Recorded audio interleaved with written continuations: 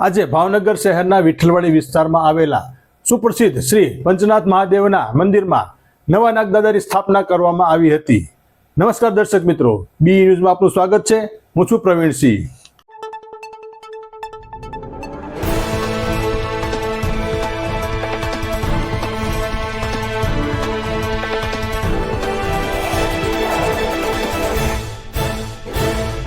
આજે ભાવનગરના વિઠ્ઠલવાડી વિસ્તારમાં આવેલા સુપ્રસિદ્ધ શ્રી પંચનાથ મહાદેવના મંદિરમાં એક અનેરો ધાર્મિક કાર્યક્રમ યોજાયો હતો।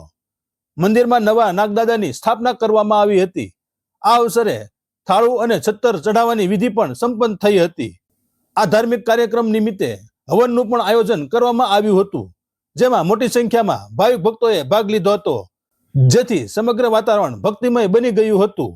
સાંજે 7 વાગ્યે મહાઆરતીનું આયોજન કરવામાં આવ્યું હતું, જેમાં મોટી સંખ્યામાં સ્થાનિક ભક્તો ઉમટી પડ્યા હતા અને આ મહાઆરતીમાં શ્રદ્ધાપૂર્વક ભાગ લીધો હતો। આ ધાર્મિક કાર્યક્રમથી સમગ્ર વિસ્તારમાં ભક્તિ અને આસ્થાનો માહોલ છવાઈ ગયો હતો।